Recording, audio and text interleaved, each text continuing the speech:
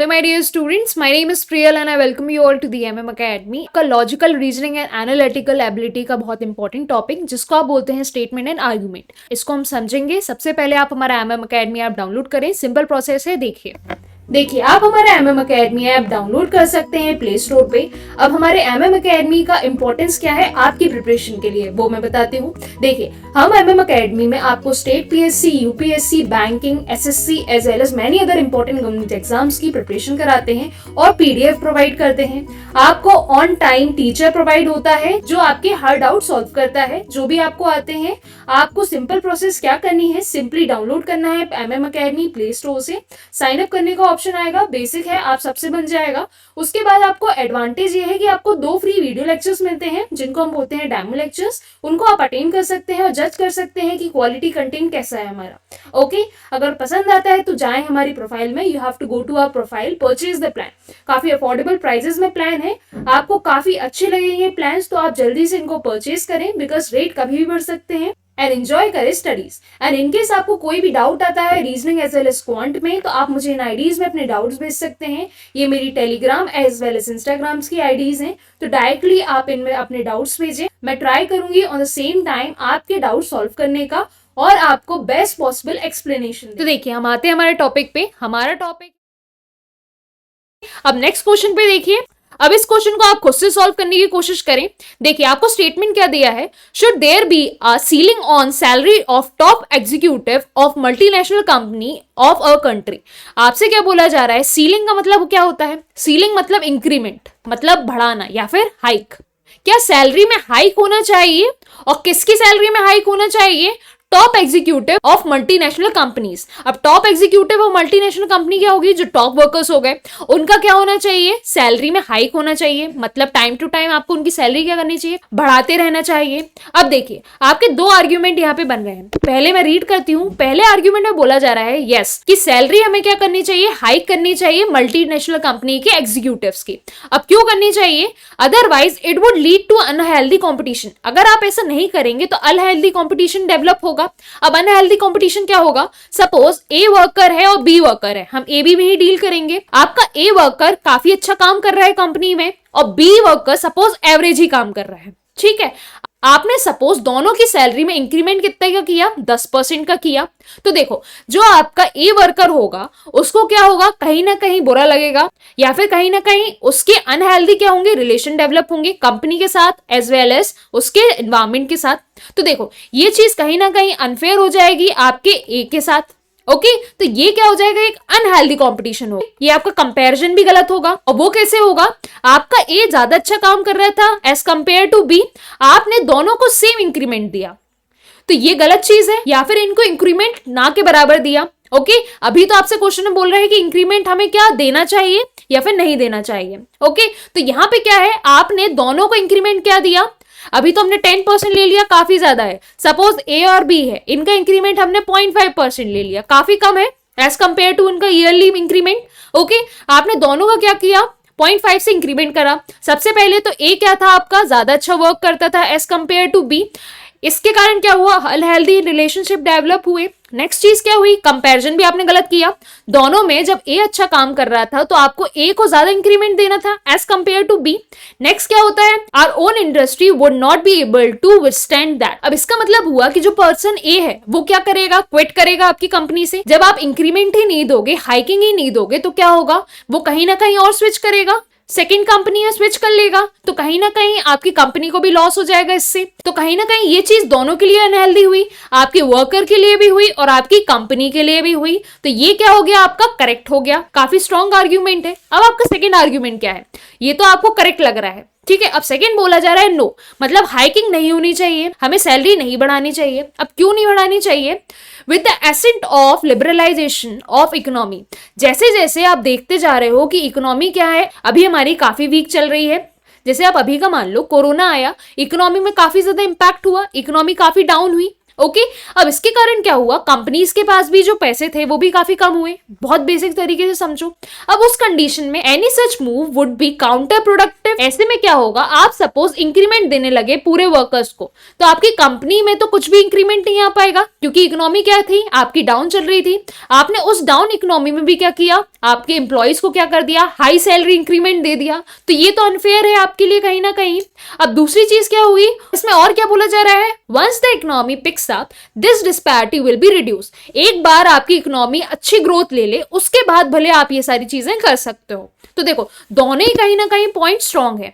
आप एक और तरीके से इस वाले पॉइंट को समझो, ये पॉइंट एक और तरीके का कंक्लूजन क्या दे रहा है, सपोज आपकी कंपनी ए है, कोई कंपनी बी है, आपकी ए वाली कंपनी के पास काफी शेयर्स हैं या फिर काफी पैसा है, तो वो कंपनी काफी ज्यादा क्या कर सकती है, हाइक दे सकती है अपने एम्प्लॉइज की। लेकिन जो आपकी कंपनी बी है वो बहुत स्मॉल स्केल की है, ओके तो वो क्या नहीं कर पाएगी, काफी ज्यादा हाइक तो दे नहीं पाएगी अपने एम्प्लॉइज को जब तक वो एक हाई लेवल पे ना आ जाए। ओके तो देखो जो अच्छे वर्कर्स होंगे कंपनी बी के, वो क्या करेंगे, शिफ्ट कर जाएंगे कंपनी ए की तरफ, क्योंकि उनको कंपनी ए में क्या मिल रहा है, हाई हाइक मिल रहा है। तो देखो कहीं ना कहीं सपोज आपकी कंपनी बी वो भी अच्छा वर्क कर रही थी, लेकिन एक सैलरी स्ट्रक्चर के कारण क्या हुआ, इंक्रीमेंट ना देने के कारण क्या हुआ, वर्कर कहाँ शिफ्ट हो रहा है, आपका कंपनी ए में। तो कहीं ना कहीं ये जो स्मॉल स्केल वाली कंपनी है, इनमें क्या हो रहा है, कहीं ना कहीं अनफेयर हो रहा है, क्योंकि उनका डेफिनेटली क्या हो रहा है, इससे लॉस हो रहा है। तो देखो ये भी आपका एक स्ट्रॉन्ग स्टेटमेंट है, ठीक है। तो आपके दोनों ही स्टेटमेंट क्या है, एक तरीके से स्ट्रॉन्ग है और सही भी है। तो आपके यहां भी क्या है, दोनों फॉलो कर रहे हैं, तो ऑप्शन डी करेक्ट हो जाएगा। आर्ग्यूमेंट 1 एंड आर्ग्यूमेंट 2 दोनों ही क्या है आपके, काफी स्ट्रॉन्ग है, तो इसलिए ऑप्शन डी हमारा करेक्ट हो गया। क्लियर हुआ। अब नेक्स्ट देखिए, अब देखिए हमारा स्टेटमेंट 3 क्या बोला जा रहा है, should public holiday be declared on demise of important national leaders. मतलब हमें पब्लिक हॉलीडेज दे देने चाहिए, डिमाइज मतलब जब डेथ होती है हमारे नेशनल लीडर्स की उस दिन पे। ओके तो ये क्या करेक्ट है, या फिर इसके बारे में क्या आर्ग्यूमेंट्स मिल रहे हैं आपको, देखिए आपके दो आर्ग्यूमेंट यहाँ पे दिए गए हैं। फर्स्ट आर्ग्यूमेंट में बोला जा रहा है such unscheduled holidays hamper the national progress. ये अनशेड्यूल्ड हॉलीडे होंगे तो ये क्या करेंगे, कहीं ना कहीं हमारे नेशन की जो प्रोग्रेस रहेगी उसको क्या कर देंगे, कम कर देंगे। क्योंकि देखो जो आपके वर्किंग डेज थे उनमें क्या किया आपने, इंपॉर्टेंट लीडर्स के लिए क्या दे दिया, हॉलीडे दे दिया, डिमाइसेस के लिए। ओके आपने जैसे ही हॉलीडे दिया, तो सपोज कोई कंपनी ही है, नॉर्मली कंपनी लो, कंपनी का कुछ वर्क चल रहा है, डिमाइस हुआ, तो वर्क क्या होगा, एक दिन के लिए भी अगर आप किसी वर्क को क्या करते हो, स्टॉप करते हो, तो क्या हो जाता है, एकदम से थोड़ा ग्राफ तो आपका क्या हो जाता है, लो हो जाता है, फिर वो हाई होता है। तो देखो आपका ग्राफ जा कैसे सकता था, टोटली ऐसे जा सकता था, लेकिन ये हॉलीडेज के कारण क्या होगा, थोड़ा सा लोनेस आएगी, मतलब वर्किंग नहीं होगी उस दिन, तो फिर क्या होगा, फिर उसको उठना पड़ेगा। तो देखो ये कहीं ना कहीं फ्लक्चुएशन ला देगा और हैम्पर भी हो जाएगी आपकी प्रोसेस। तो देखो तो ये कहीं ना कहीं काफी स्ट्रॉन्ग है इस आपका आर्ग्यूमेंट। नेक्स्ट आर्ग्यूमेंट में क्या बोला जा रहा है, yes people would like to pay their homage to the departed soul. अब इसका मतलब हुआ आपका कि लोगों को घर पे रह के उन सोल्स को क्या देनी चाहिए, श्रद्धांजलि देनी चाहिए। तो देखो ये तो कोई बात नहीं हुई, आप श्रद्धांजलि किसी को देते हो तो आप कहीं भी रह के दे सकते हो। ओके आपको मेनली क्या चीज होनी चाहिए कि आपको रिस्पेक्ट होनी चाहिए अपने नेशनल लीडर्स के लिए। ओके आपको स्पेशली उनकी डिमाइसेस के लिए हॉलीडे मिलना is not that fair. Okay तो ये कहीं ना कहीं थोड़ा सा वीक स्टेटमेंट लग रहा है, आई मीन वीक आर्ग्यूमेंट लग रहा है आपका। तो देखो ये थोड़ा सा वीक लग रहा है, आपको ज्यादा स्ट्रॉन्ग कौन सा लग रहा है, ये वाला पॉइंट लग रहा है। तो आपका यहाँ पे करेक्ट क्या हो जाएगा, ऑप्शन नंबर ए, मतलब only argument 1 is very strong. Okay अब नेक्स्ट देखिए, अब नेक्स्ट बोला जा रहा है should the state government be allowed to retain major shares of central tax collected in the respective states. अब इसका मतलब क्या हुआ आपका, इसका सिंपली मतलब हुआ कि जो स्टेट गवर्नमेंट होती है आपकी दो गवर्नमेंट होती है, एक सेंट्रल गवर्नमेंट होती है और एक स्टेट गवर्नमेंट होती है। अब जो आपकी स्टेट गवर्नमेंट है उसको क्या मिलना चाहिए, मेजर शेयर्स मिलने चाहिए सेंट्रल के टैक्स पे। अब जो सेंटर क्या करता है, टैक्स कलेक्ट करता है, उसके मेजर शेयर्स किसके पास होने चाहिए, यहाँ पे बोला जा रहा है आपके स्टेट गवर्नमेंट के पास होने चाहिए। अब इसमें आपके दो आर्ग्यूमेंट है, अब दो आर्ग्यूमेंट समझो। पहले आर्ग्यूमेंट में बोला जा रहा है नहीं, मतलब आपकी स्टेट गवर्नमेंट के पास मेजर शेयर्स नहीं होने चाहिए आपके सेंट्रल टैक्स के। अब क्यों नहीं होने चाहिए, the central government should receive the major shares as most of the development program are funded by central government. The central government should receive the major shares, जो सेंट्रल गवर्नमेंट होगी उसको ज्यादा शेयर्स मिलने चाहिए as compare to the state government. और क्यों मिलने चाहिए, क्योंकि most of the development program, क्योंकि ज्यादातर जो डेवलपमेंट प्रोग्राम्स होते हैं वो फंड किससे किए जाते हैं, उसको फंड करता है हमारा सेंट्रल गवर्नमेंट। तो आपकी अगर सेंट्रल गवर्नमेंट क्या क्या कर रहा है, फंडिंग दे रहा है, किसको, डेवलपमेंट प्रोग्राम्स को, तो उसके पास क्या होना चाहिए, मेजर शेयर्स भी होने चाहिए। ये बनी सी बात है, सही भी लग रहा है आपको ये चीज। अब आपका नेक्स्ट आर्ग्यूमेंट क्या है, ये काफी स्ट्रॉन्ग पॉइंट लग रहा है आपको। नेक्स्ट आपको बोला जा रहा है yes, yes in the sense यहाँ पे आपके स्टेट गवर्नमेंट के पास क्या होने चाहिए, स्टेट गवर्नमेंट के पास ज्यादा शेयर्स होने चाहिए आपके सेंट्रल गवर्नमेंट के लिए। अब यहाँ रीजन क्या है, यहाँ पे बोला जा रहा है जो आपने स्टेटमेंट दिया है हम उसके साथ हैं। अब क्यों साथ हैं, यहाँ पे सेकेंड आर्ग्यूमेंट में क्या बोला जा रहा है, most of the state government are short of funds. मतलब क्या होता है, यहाँ पे बोला जा रहा है जो स्टेट गवर्नमेंट रहता है उसके पास क्या होता है, कम पैसा रहता है as compare to the central government. They badly need more funds, और इसके कारण क्या रहता है, उनको बहुत ज्यादा क्या चाहिए रहता है, पैसा चाहिए रहता है, फंड्स चाहिए रहते हैं। तो देखो इसका तो एक और सोल्यूशन हो सकता है, आपको जरूरी थोड़ी कि स्टेट गवर्नमेंट को ज्यादा शेयर्स देने चाहिए as compare to central government. क्यों, देखो यहाँ पे अगर आप सेंट्रल गवर्नमेंट को ही ज्यादा शेयर्स दे दो, सेकंड वाले को अगर आप फुलफिल करो, अगर आप सेंट्रल गवर्नमेंट को ही ज्यादा शेयर्स दे दो तो क्या होगा, जो डेवलपमेंट होगा और जो फंडिंग होगी, जो सेंट्रल गवर्नमेंट फंडिंग दे रहा होगा, वो फंडिंग कहां दे देगा सेंट्रल गवर्नमेंट, उन स्टेट में दे देगा जो स्टेट काफी ज्यादा पुअर है, poor in the sense of funding. Okay जिन स्टेट्स में कम फंडिंग मिल रही है उनको सेंट्रल गवर्नमेंट ज्यादा फंडिंग देने लगे तो अपने आप ये वाला क्या हो जाएगा, आपका इशू सॉल्व हो जाएगा। तो देखो आपका स्टेटमेंट वन ही ज्यादा क्या लग रहा है, स्ट्रॉन्ग। सेकंड स्टेटमेंट को तो क्या कर सकते हैं हम, कहीं ना कहीं कवर अप कर सकते हैं। अगर हमारी सेंट्रल गवर्नमेंट ही क्या दे दे, फंडिंग दे दे हमारे जो पुअरली फंडेड स्टेट्स हैं उनको, तो क्या होगा, अपने आप ये प्रॉब्लम तो अच्छे से सॉल्व हो जाएगी। तो यहाँ पे कोई भी ऐसी जरूरत नहीं लग रही है कि स्टेट गवर्नमेंट को ज्यादा शेयर्स मिलने चाहिए as compare to the central government in the central taxes, क्योंकि सेंट्रल गवर्नमेंट ऑलरेडी क्या कर रही है, फंड प्रोवाइड करती है for the development and programs. तो वो जो फंडिंग रहेगी वो कहां दे देगी, डायरेक्टली उन नीडेड स्पेस को दे देगी या फिर उन नीडेड स्टेट्स को दे देगी। ओके तो यहाँ पे हमारा ऑप्शन करेक्ट कौन सा जा रहा है, option number A, only argument one is very strong. Clear. अब नेक्स्ट देखिए, अब नेक्स्ट स्टेटमेंट में बोला जा रहा है, should the in charge of all the police station in the country be transferred every 2 years। मतलब जो इंचार्ज होता है पुलिस स्टेशन का उसको क्या ट्रांसफर देना चाहिए हर 2 साल के अंदर। अब इसके लिए भी 2 आर्ग्यूमेंट है आपके। आर्ग्यूमेंट 1 में बोला जा रहा है नो, नहीं देना चाहिए ट्रांसफर। क्यों नहीं देना चाहिए transfer, this will create a lot of administrative hassle and also will create a lot of inconvenience to the police officer. देखिए सबसे पहले तो हैसल का मतलब समझिए, हैसल को हिंदी में बोलते हैं जटिल स्थिति पैदा हो जाना। सिंपली आप सुना होता जटिल स्थिति पैदा हो जाना। अब जटिल का मतलब क्या होता है, काफी ज्यादा अनोइंग स्थिति या फिर बोल सकते हो काफी कॉम्प्लिकेशन पैदा हो जाना।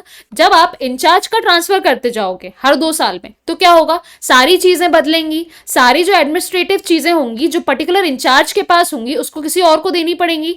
एक्सप्लेनेशन प्रोसेस रहेगी, काफी सारी चीजें, सारे केसेस आपको एक्सप्लेन करने पड़ेंगे, सारे जो आपके लिंक है वो सारे लिंक टूटेंगे वहां पे, तो काफी ज्यादा चेंजेस आ जाएंगे and also will create lot of inconvenience to the police officer. और अगर आप हर 2 साल में ट्रांसफर दोगे तो क्या होगा, हर 2 साल में ट्रांसफर लेने से काफी इनकन्वीनियंस होगी। सिंपली उसको अपनी फैमिली को भी कहीं और शिफ्ट करना पड़ेगा, उसके सारे जो हैबिटेट होंगे वो भी शिफ्ट ऑन होंगे और ऐसे में उसकी पर्सनल लाइफ भी क्या करेगी, काफी ज्यादा हैम्पर होगी। तो देखो ये क्या होगा, कहीं ना कहीं ट्रू लग रहा है, मतलब कहीं ना कहीं काफी स्ट्रॉन्ग आर्ग्यूमेंट है। अब सेकंड आर्ग्यूमेंट क्या है, सेकंड आर्ग्यूमेंट बोला जा रहा है यस, मतलब ट्रांसफर हर 2 साल में दे देना चाहिए। अब क्यों देना चाहिए यहां समझिए, this is the only way to eradicate the nexus between the police officer and anti social element. अब नेक्सस का मतलब क्या होता है और इरेडिकेट का मतलब क्या होता है, इरेडिकेट का मतलब होता है तोड़ना या फिर ब्रेक करना। ठीक है, अब ब्रेक क्या करना, नेक्सस। अब नेक्सस का मतलब क्या होता है, नेक्सस मतलब सिंपली आपकी लिंक। अब आपकी ब्रेक करना लिंक, लिंक किसके किसके बीच में, पुलिस ऑफिसर के बीच में एंड एंटी सोशल एलिमेंट जिसको आप बोल सकते हो असामाजिक तत्व, उन दोनों के बीच में जो लिंक डेवलप हो गई, काफी जो लिंक डेवलप हो जाती है वो ब्रेक करना भी जरूरी रहती है, तो उसके लिए काफी जरूरी है ऐसे ट्रांसफर्स। तो देखो आपका जो आर्ग्यूमेंट 2 है वो क्या शो कर रहा है कि जो हमारे पुलिस ऑफिसर हैं एंड एंटी सोशल एलिमेंट है उनके बीच में डेफिनेटली लिंक होगी जिसको हमें ब्रेक करना है, लेकिन ऐसा जरूरी नहीं कि हर पुलिस ऑफिसर की लिंक होगी किससे, एंटी सोशल एलिमेंट से। रेयर द केस लोगों की लिंक होगी। अब उनके चक्कर में जिनकी लिंक नहीं है, जिन पुलिस ऑफिसर ने कुछ भी गलत नहीं किया, उनके साथ भी आप इनजस्टिस कर रहे हो। तो आपके आर्ग्यूमेंट 2 में क्या कर रहे हो, आप कहीं ना कहीं इनजस्टिस कर रहे हो उन पुलिस ऑफिसर्स के साथ जो अपनी ड्यूटी के साथ क्या है, लॉयल हैं। आपका आर्ग्यूमेंट 1 क्या कर रहा है, जस्टिफाई कर रहा है। तो यहाँ पे आपका स्ट्रॉन्ग पॉइंट क्या बनेगा, आपका आर्ग्यूमेंट 1, और सेकंड क्या बन जाएगा आपका वीक, क्योंकि आपने कुछ पुलिस ऑफिसर्स को यहाँ माइंड में नहीं रखा जिनकी कनेक्टिविटी किससे नहीं थी, इन एंटी सोशल एलिमेंट से। तो देखो यहाँ पे करेक्ट क्या हो जाएगा आपका ऑप्शन नंबर ए। तो यहाँ भी आप क्या पिक करेंगे, option number A, which is only argument 1 is very strong. Clear. अब हम नेक्स्ट क्लास में कुछ और क्वेश्चंस करेंगे। अगर पसंद आई हो क्लास तो प्लीज हिट करें लाइक बटन एंड शेयर करें अपने दोस्तों के साथ। Thanks for watching.